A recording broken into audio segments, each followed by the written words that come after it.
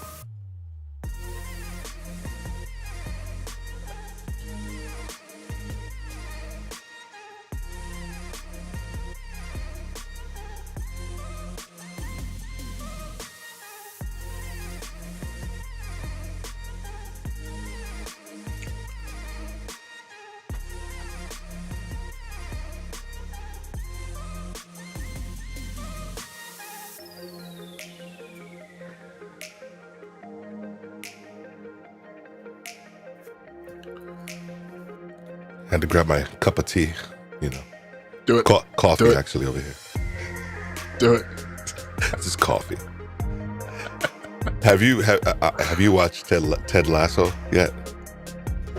I haven't. No. I need to. I need to get involved. Do I? It is a great show. It's a great show. Okay.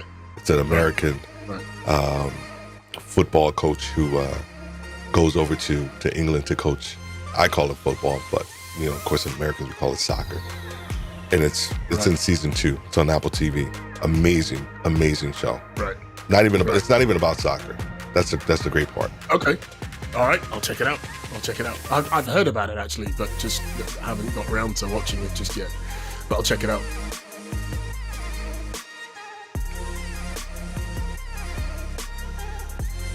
I know how you like music, so.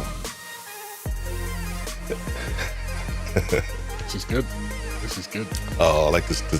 And I just play one more just to kind of get everything rolling here a little bit. After this.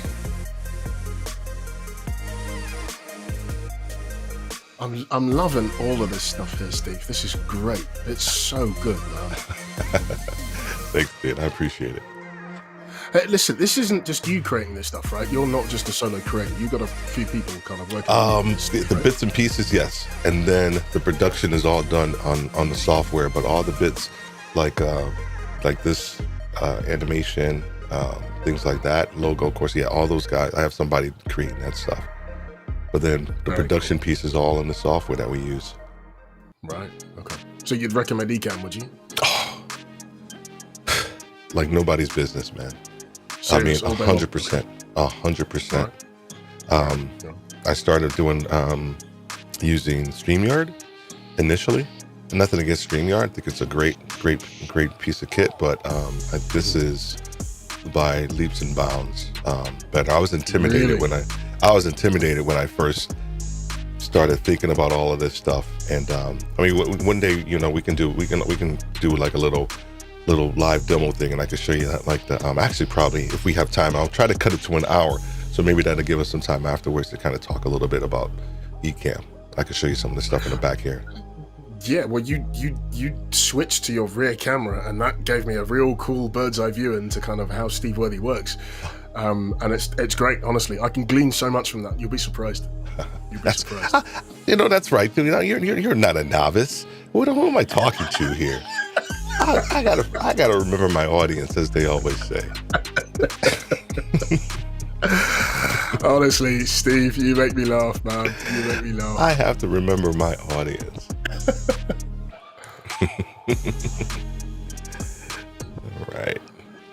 All right.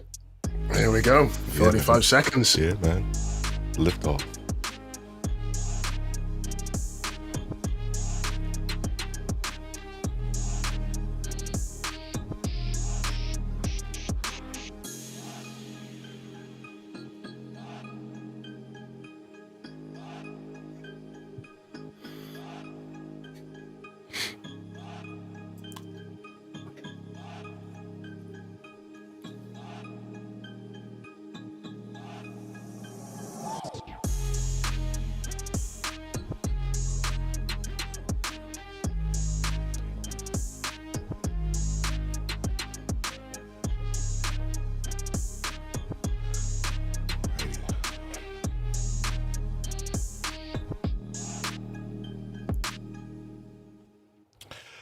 Good morning. Good morning if you're on the East Coast. Good afternoon. I think it's afternoon if you're over in the UK or wherever you are watching this.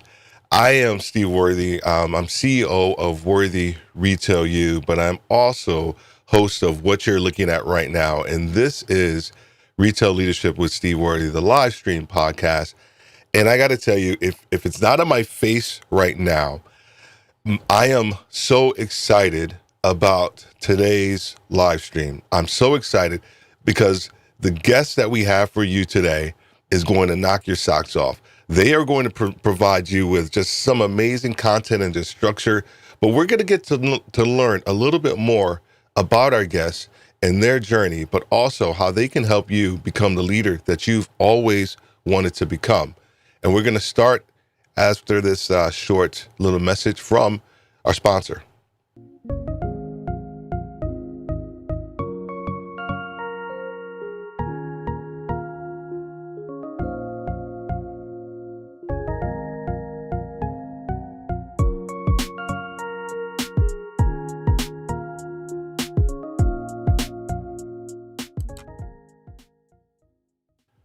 So failure. Failure is one of those topics that a lot of us don't want to talk about. It's one of those topics that we kind of brush under the rug, that we try to move away from when that topic comes up, or when someone asks us in an interview, or just in passing, what's your biggest failure? A lot of times we'll sugarcoat it and we'll make that failure almost out to be a success. But we're not going to talk about that in that context today. We're going to talk about failure. And in our context of failure, it's going to be your first attempt at learning. So we're going to be moving to that here in a little bit. This is the gentleman that we're going to be talking to today, Mr. Paul Norford. I'm going to do a little quick introduction here shortly in a second. Just want to make sure that you guys get a good look at that face. Here's the thing. If you don't know Paul now, you need to know him and get a look at his face, because he is about to be an amazing creator on YouTube. He's a broadcaster, but just take a look at that face, because honestly, this face you'll see here, it almost looks exactly like the live one that you'll see here. And I know he's chuckling right now, behind the scenes right now.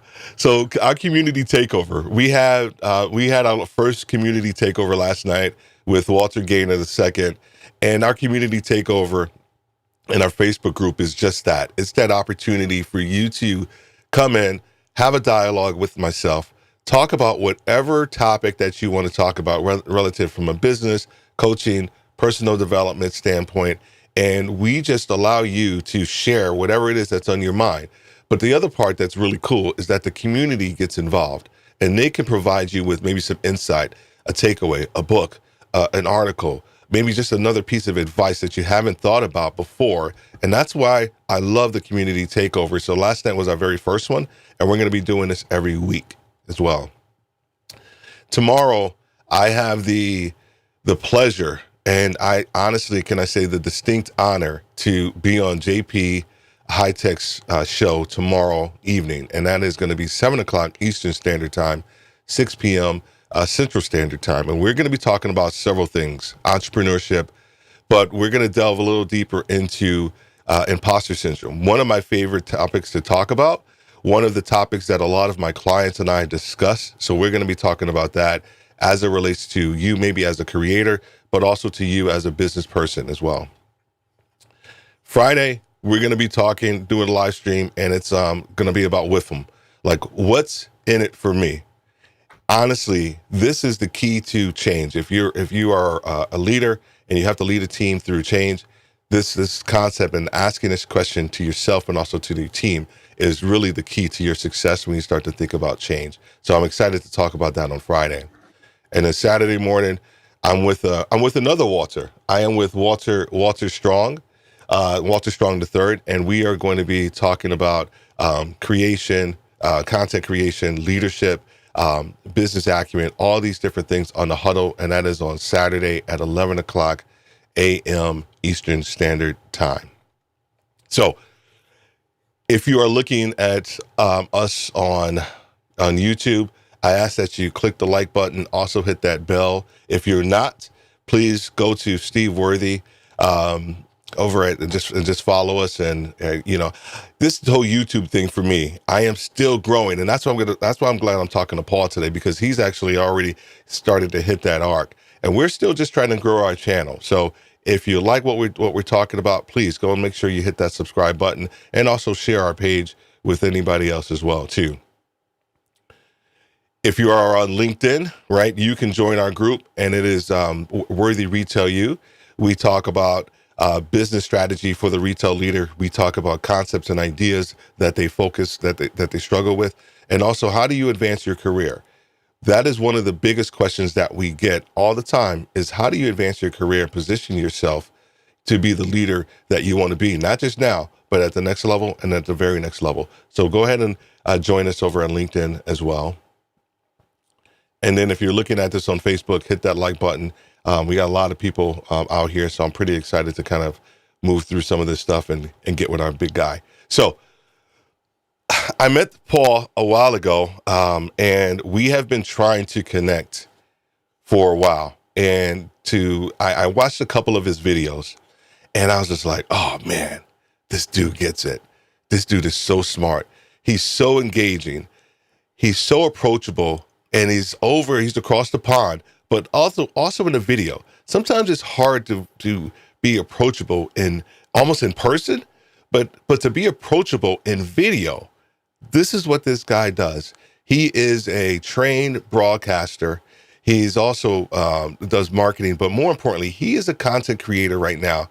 But that's not just all he is. He's a husband. He's a father, right? I don't know what football team he supports. But we're going to talk about that here in a second as well. So without further ado, I want to introduce his name is Paul, and he is from London. And as he always says, are you ready? Let's get started. That was an outstanding intro, Steve. Thank you so much. So much. Outstanding. I have to obviously say, forgive the accent. Steve is absolutely correct. I am from the other side of the pond. And it is true. My name is North. No. That's me. That is me. Great. How are you doing, sir? How are you doing? Sir, I am so good, Steve, my friend. I am stoked. I am honored to be here. It really is my pleasure to have been invited onto your show. I know that we've worked a little bit before. You found me on YouTube. We kind of connected, and that's it. We've started a great relationship, and it's all good. It really is all good. Excellent, man. Excellent. Well, hey, tell us about yourself, right? I know everybody can hear, not just from the accent, but your voice and how you project. Tell us a little bit about your beginnings, where you got started, and where you are today, right now, in your journey. Okay, so that's a big question. So I know. As I was growing up, there were three things that I wanted to be.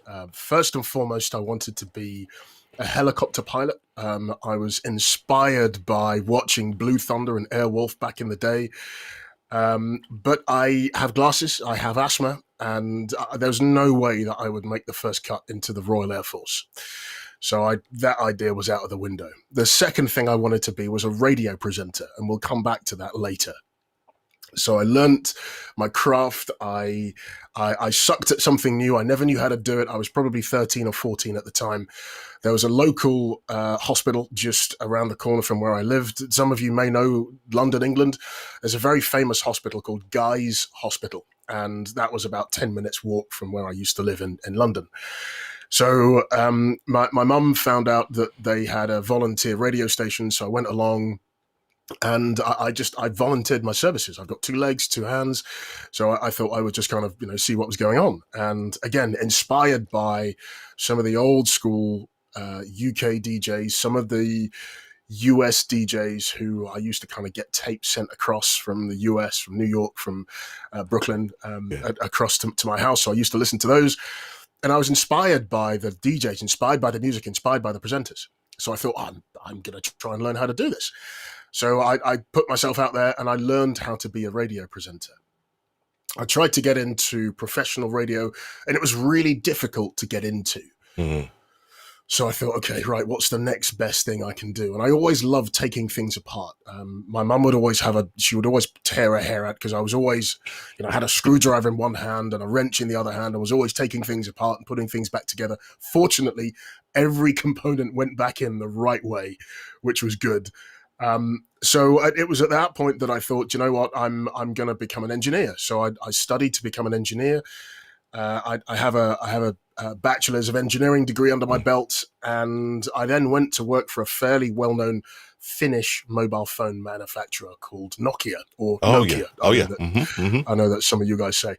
But all of the skills that I've learned, even though I didn't become a famous helicopter pilot or even take off, even not becoming a professional radio presenter and not becoming a one of these high flying engineers, I have all of those skills in my toolbox. Mm. And I'm a firm believer that all of us have an infinitely large toolbox, and dependent on what skills you want to put in that toolbox will depend on which direction you want to go in, right? But you've got to. I've often said on my channel, I'm a firm believer that skills are the currency for the Yes. work of tomorrow. Skills are the currency for the work of tomorrow. So let me give you an example. I trained to be a radio presenter, and kind of what you see is what you get. This is me, just me. I'm North, I'm authentic, I'm British, I'm Black Caribbean, I'm all of those things, husband, father, friend, all of those things. But learning some of those skills to be able to project my voice and use pitch, power, pace, energy, enthusiasm, maybe a little bit of silence if I'm really trying to pull people into a story that I'm telling. All of those things were crafted behind a microphone at a volunteer hospital radio station. Gosh. That's Paul, part of my journey. you had I won't say you. I had the pleasure of having you on my podcast, and we did a subject, and we were talking about lessons or advice that you would tell your younger self. And honestly, everybody was great. I got a lot of feedback on yours. Got a lot of I got a positive. I mean, no, I got a lot of like, oh my gosh, like the storytelling aspect of what you did. I love the Power of Three as well. But you talked a little bit about your grandfather in that story, and you were talking a little bit about that. Can you kind of maybe recant a little bit of some of those things that your grandfather told you or taught you kind of about yourself? Because I think they're extremely relevant. Yeah, certainly. So me and my mother's father used to get on like a house on fire, and we got some great stories. He's no longer with us. So my late grandfather, he was awesome. His name was Keith, and everyone on the island of Jamaica knew him because that's where he was from. That's where he was born. That's where his most of his life was spent. And I remember distinctly my grandfather saying, and if only I could, if I could mimic his voice, I would do that right now. But he would always say to me, Paul, if you can work for someone else, you can work for yourself. And me being me, we all grow up with fears, right? And fears, you may have heard that, if you look at the word fear, you can break it down to an acronym, which is false embodiment appearing real, or false evidence appearing real. Right. And I had this fear, obviously, growing up. I wanted to go and work a job. I could get paid. It doesn't matter whether I'm sick or I take holiday. I still get paid, right? But from the point of having gone through paid work to being made redundant and taking another job and actually realizing 3 months in that job was toxic, I left that job and had nothing to go to. So the fear for me was real. I still have a beautiful wife, 4 beautiful children to look after, and like they get hungry every day. And if I'm not working, they're not going to eat. So the fear and the pressure was on me to ensure that I could bring money home to keep them clothed, fed, watered, all of those things. But it was that point where I had all my options removed. I applied for something like 80 or 90 jobs. That was all removed. What did I have left? I couldn't get a job. Where could I have gone? So it was only at that point my grandfather's words in his voice were rattling through my mind saying, Paul, if you can work for someone else, you can work for yourself. And it was at that point that the embers of True North started to burn. Yeah. And having spoken to a few friends of mine, remember the second thing I wanted to be? That was a radio presenter, right? And back then I didn't have any of this skill knowledge or that magic phrase that I've just said about skills being the currency for the work of tomorrow. But a friend of mine, a really good friend of mine, his name's Matt. He's now in Australia. He said to me, North, hang on a minute. You don't have any work? Yes, correct. I don't have any work. He said, dude, you've got a great voice. Why don't you become a voiceover guy or something? And it was at that point the light bulb went on.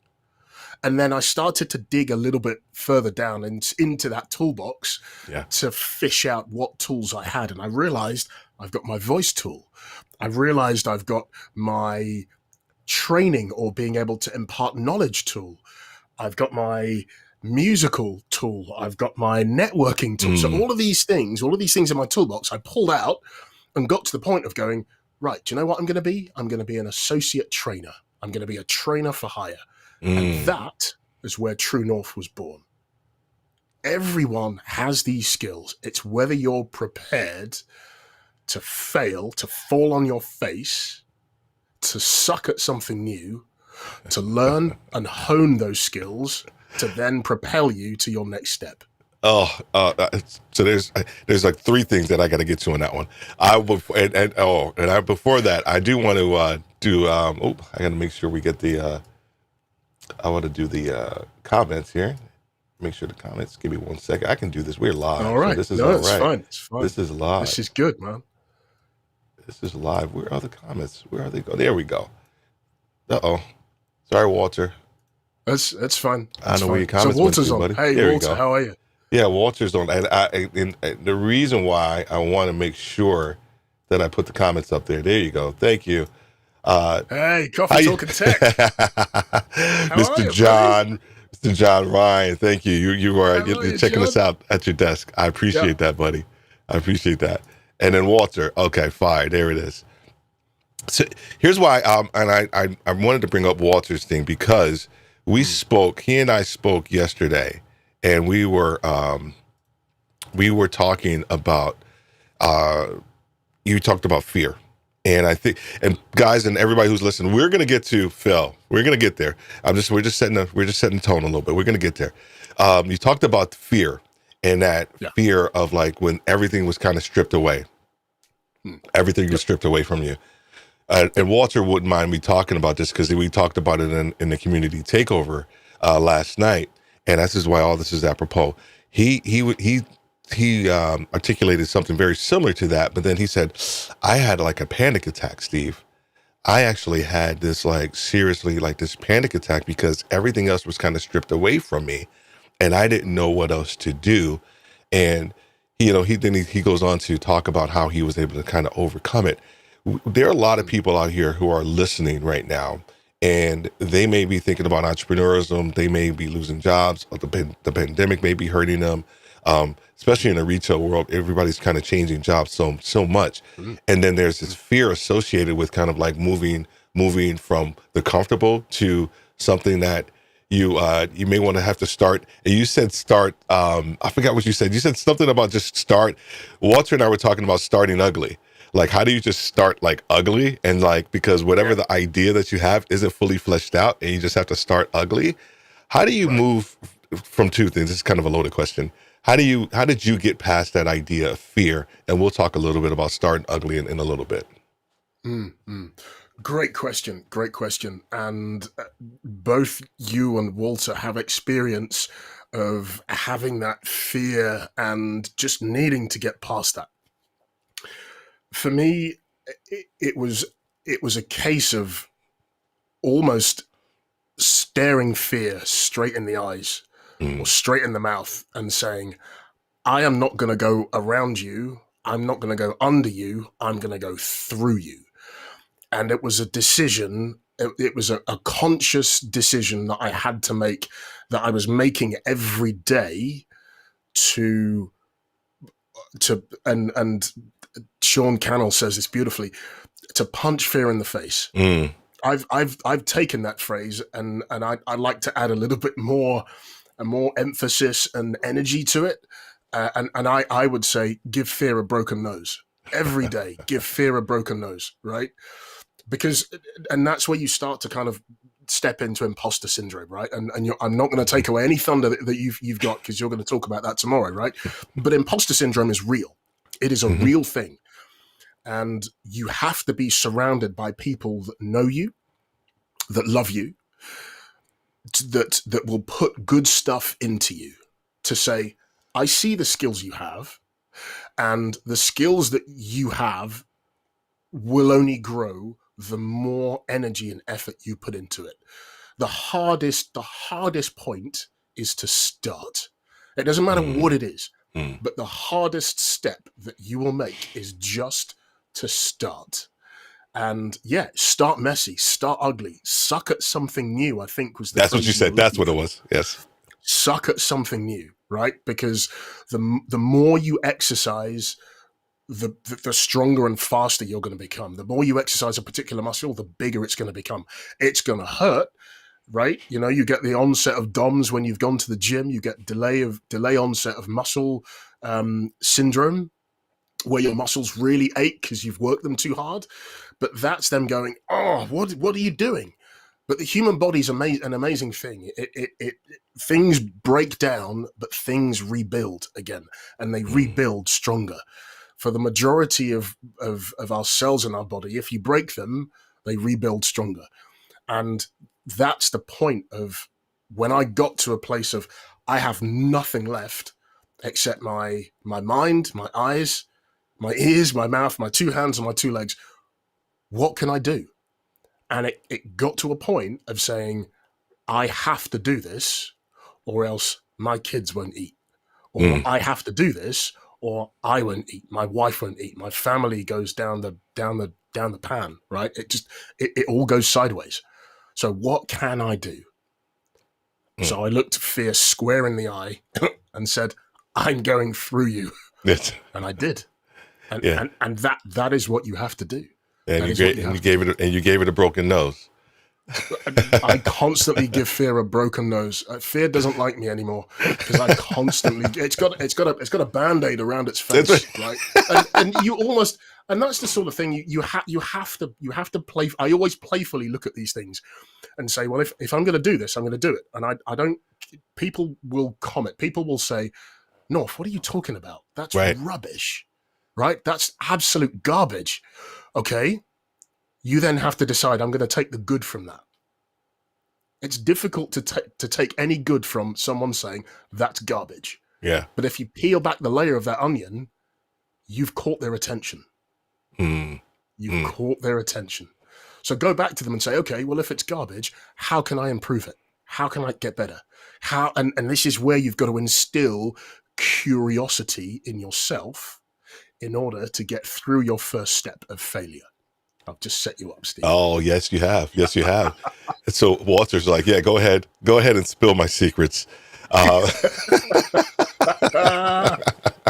He's all over it, Walter. He is all over it. Listen to me. I got a whole bunch of stuff of Walter I can spill. That's a whole nother show. That's a whole nother show. I love this topic of fear. It has been the biggest obstacle in my creative journey. Still learning how to embrace it. Excellent. Fear doesn't like me anymore. Excellent. That's what we're talking about. You know, what we're going to be talking about a little more here as well too. Let me just get over here and make sure I got this thing sorted as well. So, of course, man, you know, I watched everything that you have done, and you talked about. So we talked about fear. We're going to talk a little bit about the creative process, and once again, I swear we're going to get to failure, but you have a 7-step process to your creative process.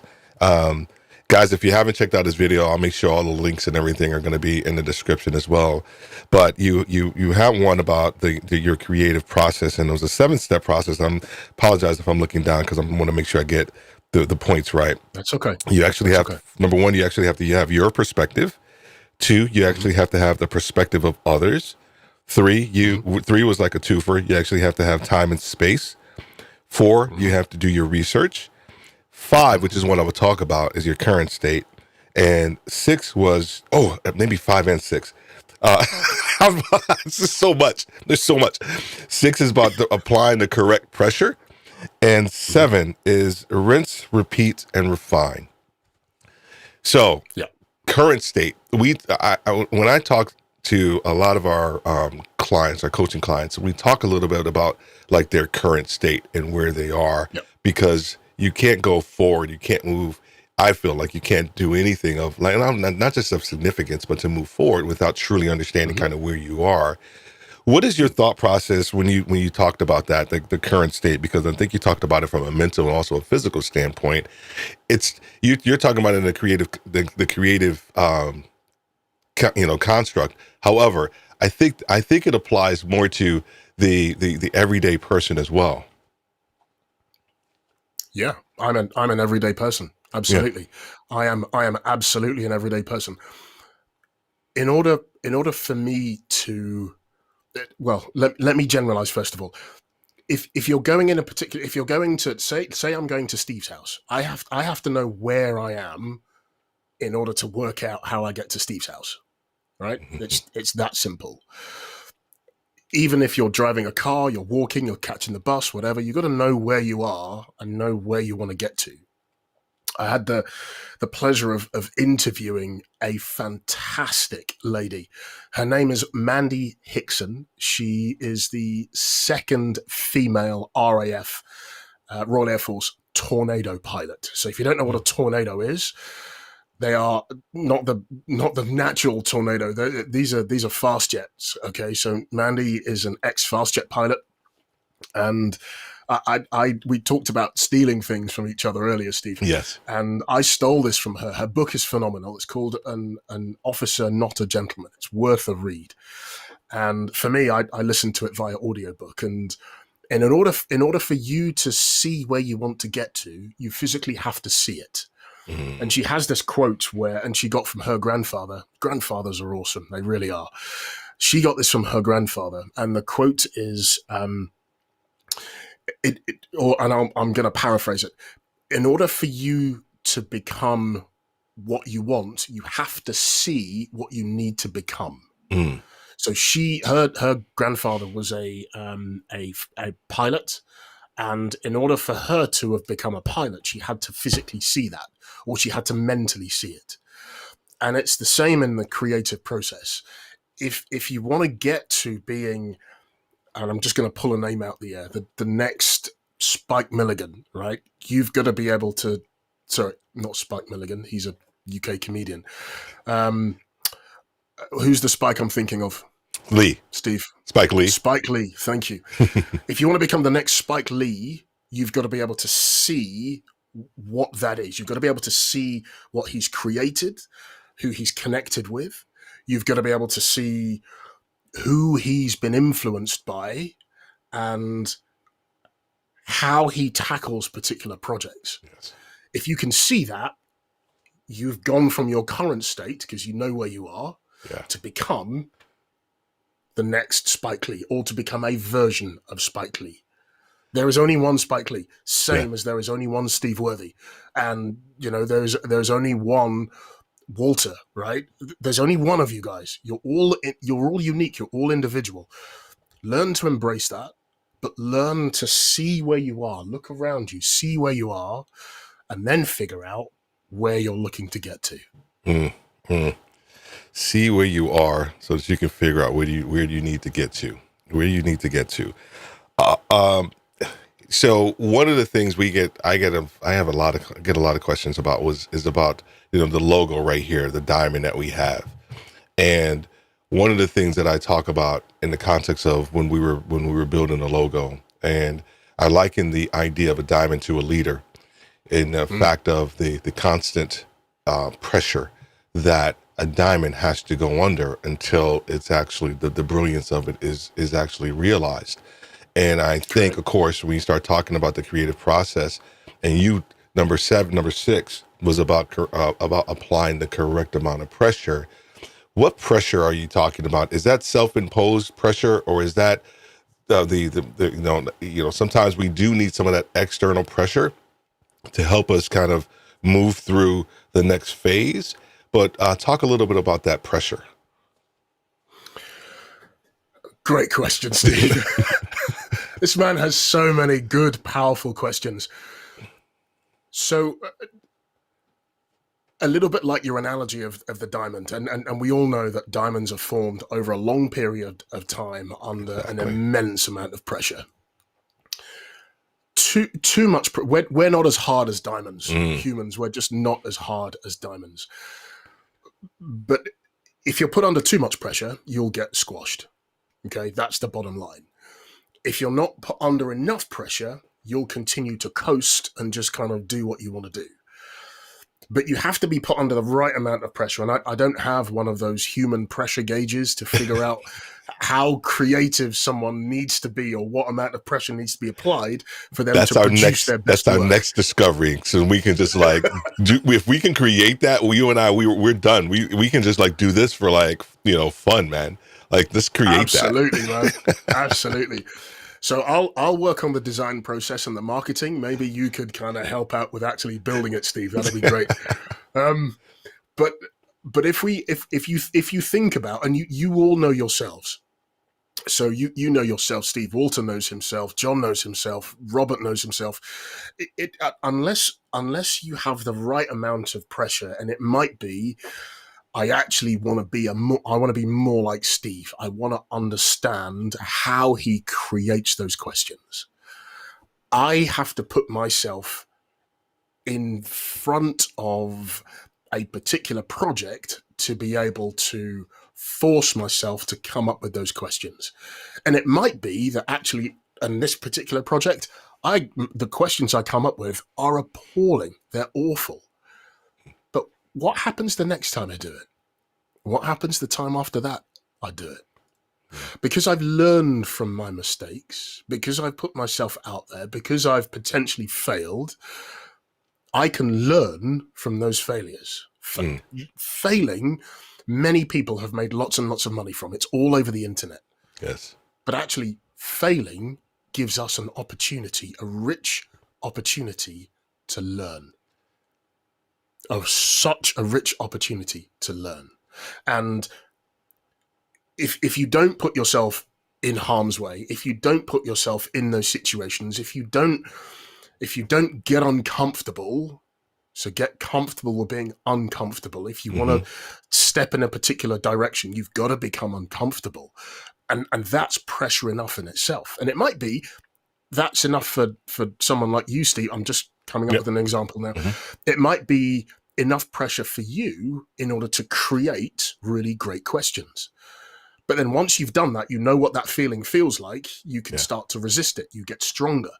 So you have to push yourself further out of your comfort zone. You have to be more uncomfortable for a little bit more pressure to be applied. It might be the pressure of time. It might be if you've got 6 months to create a project, yeah, no problem, I'll do it. Typically, my best work happens in the last 3 days. I completely agree with that. Right. And there's the pressure of time, right? Yes. So not only have I set myself a target of being like Steve to ask great questions, I'm doing it in the last 3 days. And sometimes I get away with it. Sometimes it's an absolute train wreck. Yes. But you learn from that. You learn maybe it's not 3 days, maybe it's 4 days, or maybe it's 5 days. So those are just two simple examples of applying pressure to create your best work. Yeah. And I'm laughing because I'm commiserating with you on that idea of I was that guy in college that I waited until the last 2 days a project was due. And honestly, I got really good grades, but it was that pressure. Don't give me 2 weeks. You can look at the syllabus and you're like, okay, I know I'm not going to do that project until like the day before it's due, and Right. like that. So for Right. me, I need that pressure in order to, I think, get the best out of myself. And Yep. I think there's a lot of people that maybe feel that way, and I'm probably too old to change that. But for those of that are listening who may not be as old as I am and want to change, and they want to figure out how to become better at kind of piecemealing a project or a concept, together, because they feel like if they do it that way, I think the degree of failure is going to be less. What would you say to that? What would you say to someone who's like, okay, well, you know what? This first attempt at learning, yeah, I get all of that, but I need a process to make a safer process if there exists such a thing, to get my work out there, to accomplish the project, to get the job or whatever that may be. Ooh, another great question. Firstly, I just want to pick up on you saying old. You said that twice, Steve. You're not old, my friend. You're mature, like a Mature. fine wine. That's right. Mature, my There we friend. go. There you go. That's it. So in all seriousness, I think certainly from my perspective, if you are looking to push yourself and expand and stretch and find out how much pressure it takes for you to create your best work, the only way to do that is by looking back. That's the only way you can do it. You have to put yourselves in those situations where you are going to be uncomfortable. You're going to try something new. You're going to suck at something new. And then spend some time looking back at it to see how it went. What went well? What were the three things you could pick out that went really, really well? And it might be the project got delivered on time. It might be I put my name on it. It might be something like I actually was collaborative and I worked with three other people to create this thing. Mm-hmm. Okay, so those are your three key takeaways. Those are the three things that went well. And then give yourself one opportunity for upgrade. How can I get, what one thing would I do to get better? How can I improve? And it might be, so if I'm going to do this, I actually need to take my smartphone and turn it upside down. I need to remove all distractions and just get those distractions out of the way. It might be, I can't work at home. Maybe I'll go and work in a coffee shop, or I'll go and work in, I don't know, a hotel lobby, or just some other place that is outside of your current sphere of comfort, because that's going to help you focus and keep that focus. For me, I've created and I'm building out a playlist, and the playlist is called Flow State.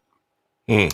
And go read up on flow state. Mm-hmm. And I'm learning more and more about a flow state. So the idea of a flow state is you remove all distractions. You might be in a place of comfort, whatever. You might be in a familiar surrounding, and I'm listening to music that helps me stay in a flow state. Mm-hmm. And that flow state takes me about 15 or 20 minutes to get into it. And once I'm in it, I can stay in that flow state for about 90 minutes. And that is where I'm at my most productive. So again, for you, it might just be, do you know what? I need to put some noise cancelling cans on and just get through it. Just focus. And then once you've focused, give yourself a reward. Spend 20 minutes on social media. Go play your game. Go do whatever. But give yourself a treat once you've finished delivering your best work.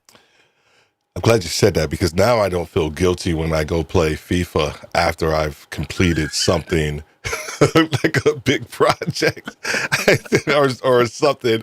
I have up in the family room and I play FIFA, and the girls are like, "Oh, okay, he must have just finished something," because you need that. I'm sure that's what they say. That's right. That's right. I was just about to play that. That's what they really say. Right.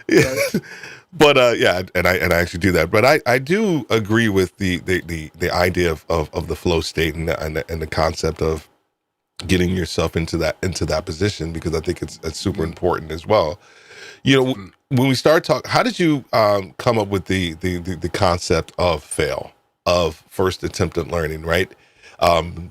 because I think a lot of people are like, oh, okay, yeah, I get it, but they're still not. I don't know. I sense people still aren't getting the the um the or the gravitas of the fact that they do need to fail. They do need to figure out, the first attempt at learning and then try it again. Like to your last point around the creative process, which is rinse, repeat, and refine. I think that actually has a role to play when we start to talk about, this concept of fail. Mm, mm. So for me, fail it's not something that is mine. Absolutely not. There are other people that have come before me that have created that acronym of fail, first Yeah. attempt in learning. But as a trainer, as an instructor, as a teacher, Mm-hmm. it's something that I have taken on, and I plug it into my approach. It is something that is real for me, because that's how I live in my professional world. So, for example, I started YouTube on the 5th of October. That was when I released my first video.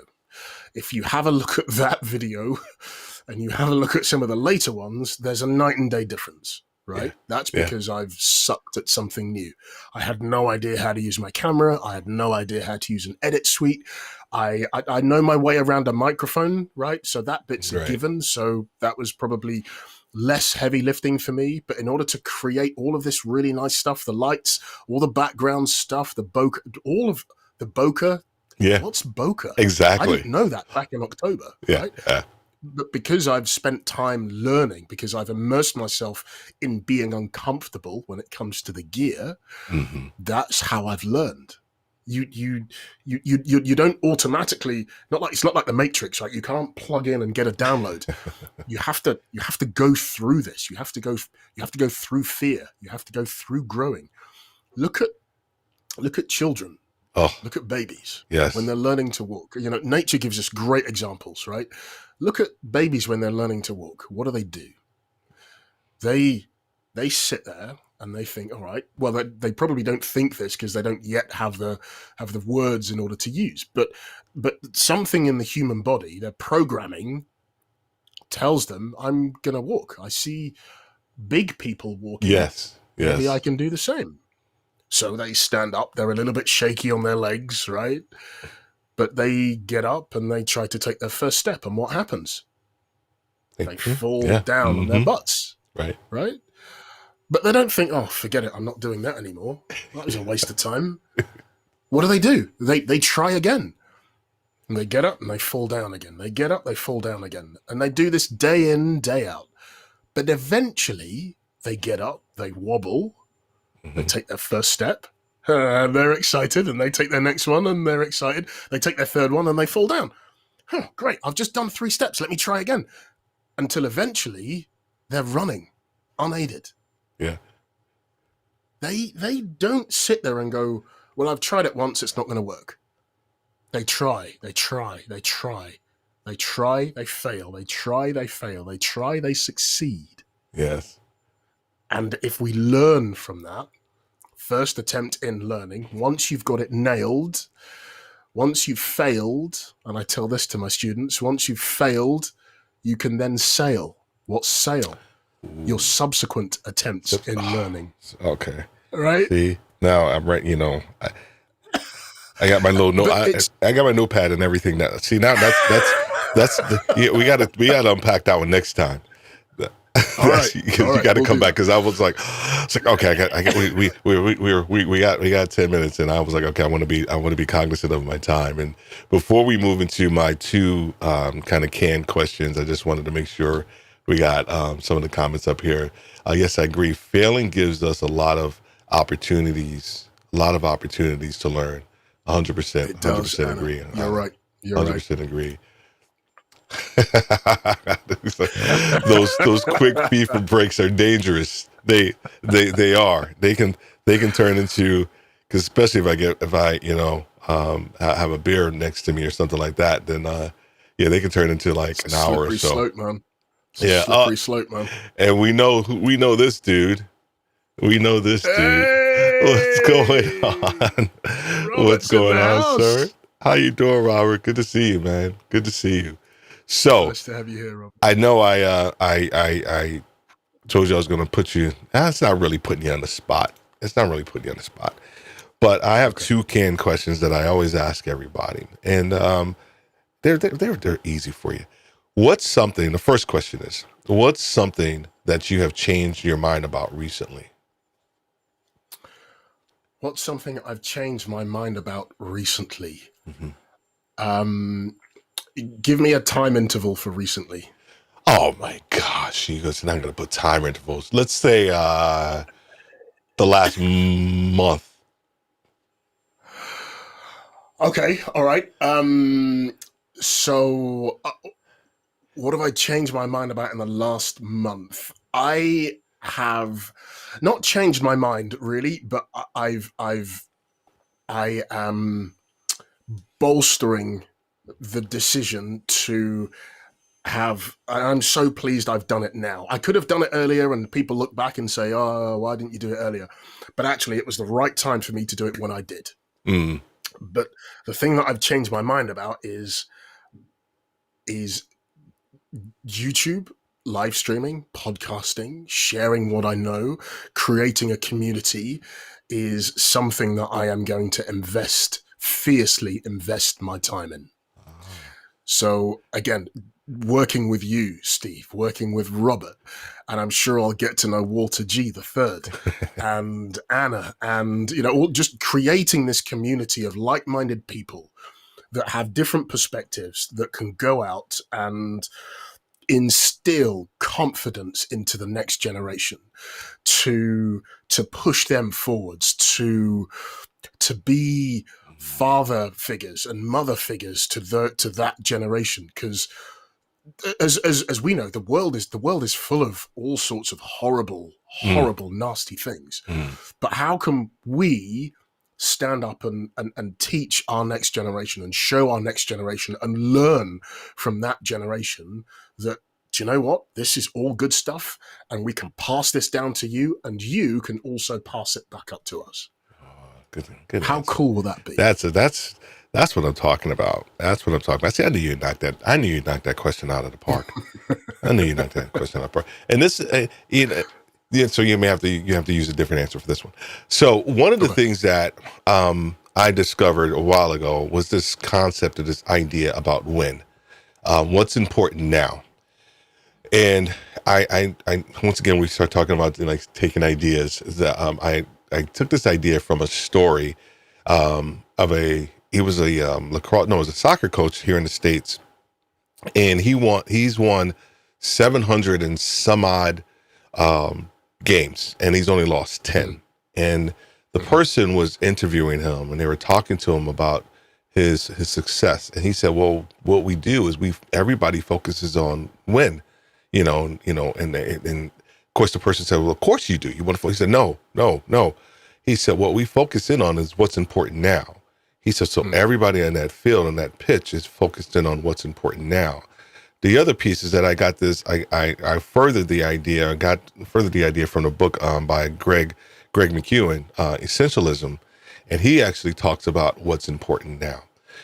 As leaders, as creators, as husbands, as fathers, and entrepreneurs, there's so many things that are vying for our attention. And I often talk to leaders and ask them this question: what's important now? So I'm going to ask you, Paul, what's important now for you? Another cracking question, Steve. What's important now for me is growth. Mm, And growth will come in so many shapes and sizes, and it'll be different for different people. But for me, growth is to embrace leadership the way I lead. It's to embrace friendships, communities, to embrace owning my own learning. How am I going to improve? It's sharing what I know with people who want to listen. Not just my own family, right? But this is people like, and we've used them before. Forgive me, we've used them before. So it'll be the likes of Walter, Robert, It'll be other people in the community that we know, people that we don't yet know, who will fall over at our podcast or our YouTube channel and go, wow, this is amazing. Okay, well, let's connect, right? So look at where we are, this pandemic. It's thrown people to the four winds, and it has been absolutely appalling, right? Let's make no bones about it. But as humans, we're pretty good at being agile. Sometimes we're not particularly good at trying to find the silver lining, but there is always a silver lining. And for me, although I wasn't able to travel on planes, trains, and automobiles for my day job, I've connected with Robert. I've connected with now Walter. I've connected with Steve Worthy. If I hadn't been in my home working in my 6x6 box, I wouldn't have this. And for me, this is far richer than getting on a plane and getting air miles. So growth is the thing that I am focusing on now, and that is what's important now. Excellent, man. Growth is we teach our concept with our clients, and we talk a little bit about our gym approach. And the first word in that approach is growth. It's grow, empower, and multiply. But for you to grow, you have to be planted, and you actually have to be willing to have people feed into your life, and that's exactly what you were talking about. Like this pandemic has caused you to allow people to feed into your life. Otherwise, that you probably would have never met if the pandemic didn't happen. And so that growth piece is kind of an outcropping of something that's been catastrophic for all of us throughout the entire world as well. What's the name he has a little comment, and I want to make sure I get that out there. We are definitely a true North household. That's it. A true North household. You got to. Robert is a legend. He is, man. Legend. He is. I had a great time connecting with him the other week, man. And we have but Steve, all three. That's yes, sir. The point. That's exactly the point, right? People buy from people. Yes. Okay, we know that. People buy from people.